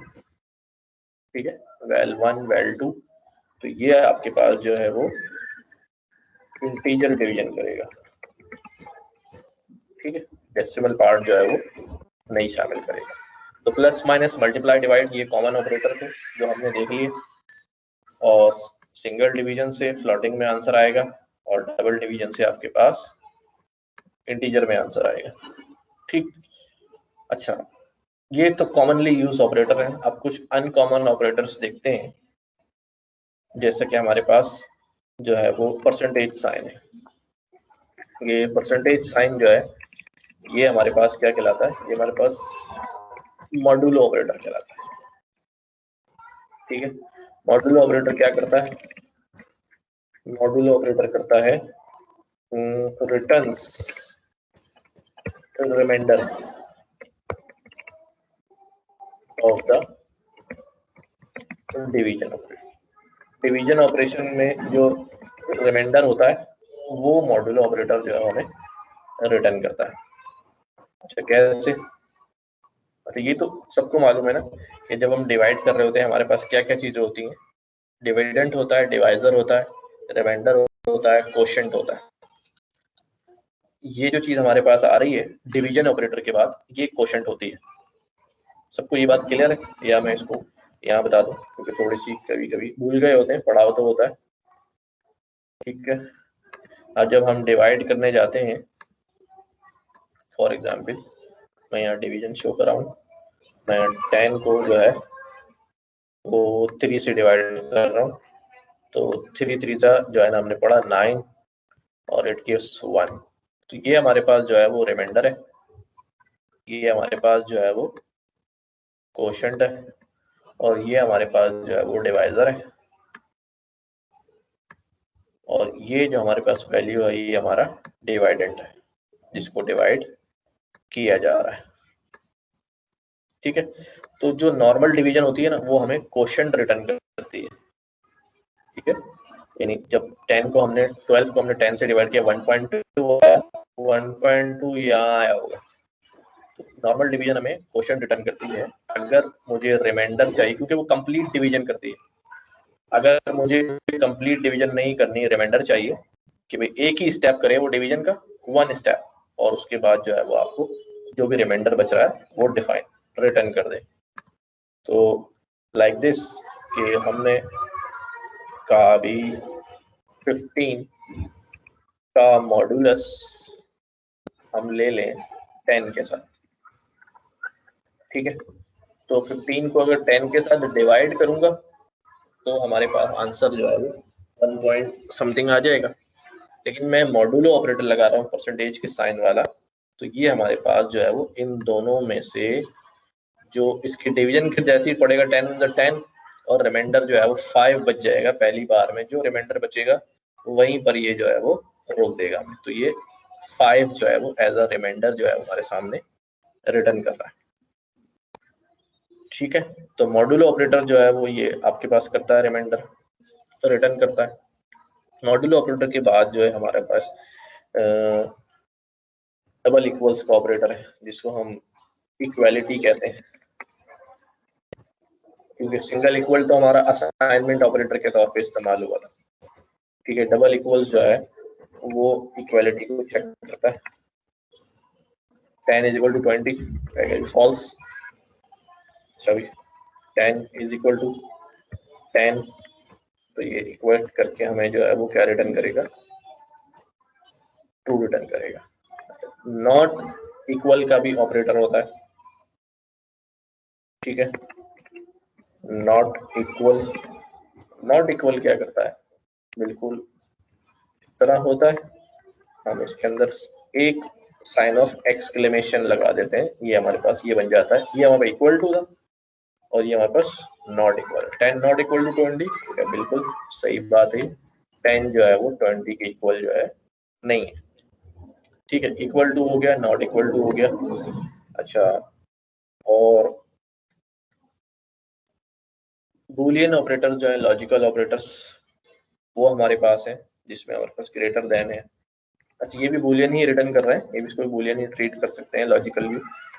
ठीक है, ग्रेटर देन, लेस देन, ठीक है, greater than equal to, less than equal to, ठीक है, और ये ऑपरेटर्स जो है या जितने भी हैं ये आपको ट्रू एंड फॉल्स में जो है वो रिजल्ट्स जो है वो रिटर्न करते हैं। अच्छा, इनको देख लीजिएगा, जब बुक शेयर करूंगा वहां से भी सारे ऑपरेटर्स को देख लीजिएगा, और मैं ये भले कॉमन है, यूज तो हमने किए, बस जहन में ये रखना है कि इनका जो रिटर्न रिजल्ट है वो बूलियन की फॉर्म के अंदर जो है वो आता है। हमारे पास लॉजिकल ऑपरेटर जो एंड ऑपरेटर और ऑपरेटर हम पढ़ते हैं, गेट्स जो अगर किसने गेट्स पढ़े हो तो वो भी हमारे पास है। नॉट गेट के लिए हम नॉट ऑपरेटर जो है इस्तेमाल करते हैं, एंड के लिए हम एंड ऑपरेटर इस्तेमाल करते हैं, और के लिए हम और ऑपरेटर इस्तेमाल करते हैं। ये भी हम आज अगली जब हम कोडिंग कर रहे होंगे सिनारियोस में फिर हम वहाँ यूज करके देख लेंगे, अभी सिर्फ एक्सप्लेन कर रहा हूँ कि ये ऑपरेटर जो है वो हमारे पास मुख्तलिफ जो है वो मौजूद है। ठीक है, ऑल कंडीशंस ट्रू होनी चाहिए, और के लिए एक कंडीशन ट्रू होनी चाहिए, जो भी रिजल्ट है उसको उलट कर देता है नॉट। तो ये ऑपरेटर्स की लिस्ट हमारे पास जो है वो ये भी मौजूद है। Greater than, less than, greater than equal to, less than equal to, not equal to, और ये हमने करके देख लिया। ठीक है जी, तो आज तक का हम टास्क लेके चले थे कि हमें ये चीजें जो है पढ़नी है, print, variables, data types, concatenation, string formation, user input और ऑपरेटर्स। तो यहाँ तक हम पहुंच गए अल्हम्दुलिल्लाह। थोड़ी बहुत इंटरप्शन हुई, तो माइक्रोसॉफ्ट टीम भी मेरे लिए भी नया था, पहले यूज नहीं किया था। कोई सवाल आप लोगों का है तो आप पूछ सकते हैं। अब आखिरी हमारे पास कुछ मिनट है, उसमें हम क्वेश्चनिंग जो है अपनी कर सकते हैं। सर एक क्वेश्चन। जी जी सर ये अगर हमारे ये स्ट्रिंग लाइन में एक स्लैश आ जाए, हम उसे प्रिंट कराना चाहें। हाँ, ये अच्छी बात इन्होंने की कि भाई स्ट्रिंग जो है वो स्लैश तो फौरन क्या समझता है कि भाई ये एस्केप कैरेक्टर जो है ना वो आ गया। अगर मैं इसको यूं कह लूं, हेलो, और मैंने अभी स्लैश दिया, मैं अभी क्या करेगा ये? अभी तो ये ऐसे ही ले लेगा। सिंगल को अब सिंगल कोड ऐसा होता है कि फॉर एग्जांपल मैं अपना स्ट्रिंग जो है यूं लिख रहा हूँ, सिंगल कोड से लिख रहा हूँ।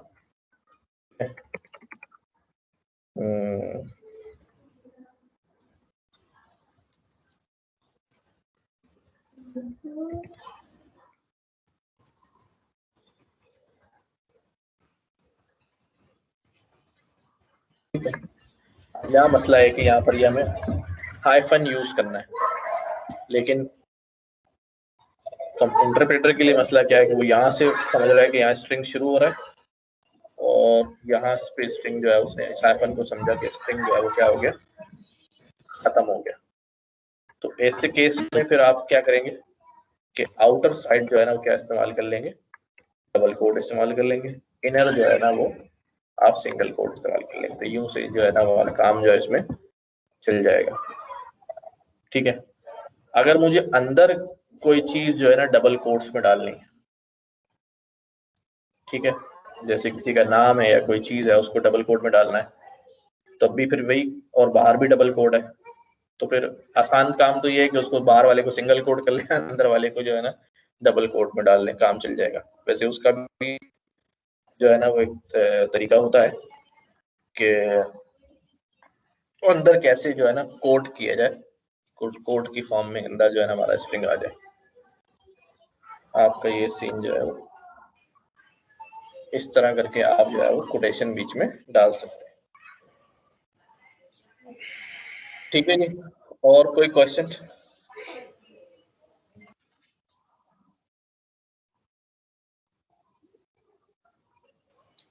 जी स्टूडेंट्स, कोई क्वेश्चन आपका है तो आप पूछ सकते हैं। इंशाल्लाह रिकॉर्डिंग जो है आज या कल में आपको अवेलेबल हो जाएगी इस लेक्चर की। मैं टॉपिक मैंने सर मीटिंग थोड़ी लेट ज्वाइन की थी, क्या आप बता सकते हैं सर कि आज आपने टाइप कास्टिंग करवाई है या नहीं? कहाँ पर सर आज आपने टाइप कास्टिंग करवाई है या नहीं करवाई टॉपिक में? हाँ जी, टाइप कास्टिंग बहुत सारी जगह मैंने यूज करी है अभी जी। यूजर इनपुट लिया था, ये टाइप कास्टिंग कराया है इसको, यहाँ पर टाइप कास्टिंग कराया है, बहुत सारी जगह, और भी एक दो जगह ऊपर टाइप कास्टिंग। जी जी बोले। सर ये थोड़ा सा बता देंगे कि किस तरह हम वेरिएबल की वैल्यू की डाटा टाइप चेंज करते हैं यहाँ पाइथन में? मुझे आपकी आवाज जो है ना वो समझ में नहीं आई है, कोई और रिपीट करे, श्योर बोल रहा हूँ। मैं रिपीट कर देता हूँ। ये कह रहे हैं कि किस तरीके से टाइप कास्टिंग होती है, एक दफा एक्सप्लेन कर दें। भाई टाइप कास्टिंग के लिए जो है ना, आप अगर कोई वैल्यू जो है वो इंटीजर है, ठीक है, उसको मैं फ्लोट में करना चाहूँ तो मैंने उसके ऊपर फ्लोट का जो है ना रैपर लगा दिया और वो वैल्यू फ्लोट हो गई। कोई वैल्यू अगर मेरे पास जो है फॉर एग्जांपल 10.6, ये हमारे पास फ्लोट में वैल्यू है, अगर मैं इसके ऊपर इंटीजर का रैपर लगा दूं तो ये आपके पास इंटीजर में टाइप कास्ट जो है वो करके दिखा। तो जो रैपर है वो लगाना है अपने फ्लोट का और इंटीजर का, टाइप कास्टिंग जो है वो हो जाती है। Anything else? जी सर शुक्रिया। अच्छा सर, ऊपर थोड़ा सा कोड जो था उसमें आप एंड पे ना एंगल ब्रैकेट्स के अंदर क्लास और क्लास के आगे आई थिंक सो आपने इंट वगैरह लिखा हुआ था सर, वो थोड़ा सा बता दें कि वो क्या था? ये वाला एंड पे एंगल ब्रैकेट्स के अंदर ये स्क्रीन पे देखें। जी सर, ये क्लास इंट लिखा हुआ है सर सिंगल कोट के अंदर। क्लास इंट नहीं, ये मैं आप ठीक है, ये मैं आप लोगों को बता रहा था कि जो भी यूजर से इनपुट लेते हैं वो स्ट्रिंग टाइप का होता है। अगर मैंने इसकी टाइप चेंज कर दी है, इंटीजर में टाइप कास्ट कर दिया है, तो मैंने यहाँ उसकी टाइप को प्रिंट कराया है, तो प्रिंट का ये आउटपुट आ रहा है क्लास एंड। मैंने कहा अभी एज जो वेरिएबल है इसकी टाइप जरा प्रिंट करो, तो बता रहा है इसकी टाइप जो है वो ये एक इंट क्लास से बिलोंग करता है। ठीक है, ये इंट क्लास से बिलोंग करता है। ये इस वाले स्टेटमेंट का आंसर है, समझ। ठीक है सर, यहाँ पे जो योर नेम इज या नहीं आया, अगर मैं इसको हटा दूंगा, ये एफ का क्या यूज है इस वाले कांसेप्ट समझा दें। ये प्रिंट एफ जहाँ पे आपने ये अभी मैंने, ठीक है, ये मैंने अभी आपको बताया था। हमने टॉपिक पढ़ा है स्ट्रिंग फॉर्मेटिंग का। फॉर्मेटिंग करने का तरीका ये था कि डॉट फॉर्मेट लगा के आप जो है यहाँ वेरिएबल्स रख देते हैं और वो वेरिएबल्स अपने अपने प्लेस होल्डर में वैल्यू जो है वो जाती रहती है। ठीक है, ये बात समझ आई। मैंने तो अब फॉर्मेट जो है उसकी भी शॉर्ट फॉर्म आ गई है कि आप ये पूरी चीज यहाँ से हटा दें, यहाँ से हटा दी हमने, और जो प्लेस होल्डर बना रहे हैं उसमें डायरेक्ट अपने वेरिएबल जो है वो फीड कर दें। हमारा नेम वेरिएबल हमको पता है, नेम वैल्यू आनी नेम डाल दो, एज आनी यहाँ पे एज डाल दो। लेकिन अब आगे फॉर्मेट नहीं लगा रहा हूँ, फॉर्मेट करना है ये बताने के लिए आप यहाँ स्ट्रिंग से पहले एक स्मॉल एफ लगा देंगे, तो वो खुद ही समझ जाएगा कि यहाँ पर स्ट्रिंग फॉर्मेशन होनी है और कहीं ना कहीं से वैल्यू जो है इस प्लेस होल्डर में आएगी। ये एफ जो है फॉर्मेट के लिए ही है, जैसे कि यहाँ पर पूरा फंक्शन फॉर्मेट के लिए था। ठीक है, अच्छा सर, ये जो हम लोग name is equal to input लिख रहे हैं, ये हमारा इनपुट फंक्शन है और नेम वेरिएबल है हमारा। जी हाँ, ये इनपुट हमारा एक फंक्शन है जो हमसे इनपुट लेता है, और जो भी वैल्यू उसके अंदर आती है, जमा होती है, वो उठा के किस वेरिएबल में असाइन कर देता है, नेम के वेरिएबल में। उसी तरह एज जो आती है वो एज में डाल देता है। जी, ये मैं कोई बुक वगैरह आप शेयर करेंगे ना, तो एग्जांपल्स वगैरह मैं चाहूंगा कि वो उससे आप देखें तो इससे बड़ी प्रैक्टिस। अभी व्हाट्सएप ग्रुप में बुक शेयर कर दूंगा, तो आप वहां से जो है ना, वैसे तो आप अगर इस नोटबुक की भी प्रैक्टिस दोबारा कर लेंगे तो चीजें आपकी सीधी हो जाएंगी। बुक में ये है कि पढ़ने को जरा ज्यादा चीजें होती, वो चीजें जो बोल रहा हूँ वो वहाँ बुक में रिटर्न में होंगी, तो वो बुक भी शेयर करा दूंगा इंशाल्लाह। ठीक है, ठीक है जनाब, thank you very much students. इंशाल्लाह फिर अगले वीक आपसे मुलाकात होगी। अल्लाह ओके भाई, तमाम लोग पढ़ते रहें, और जो क्वेरीज आपकी हैं ड्यूरिंग कोडिंग, जो आपके एरर्स आए वो आप व्हाट्सएप ग्रुप में पूछ सकते हैं। इंशाल्लाह जो है वो कोशिश करेंगे कि फौरन रिप्लाई कर दिया जाए, वरना तो एज सून एज जो है ना उसको रिप्लाई करने की कोशिश करेंगे। ठीक है जी, अल्लाह हाफिज। अल्लाह हाफिज। अल्लाह हाफिज।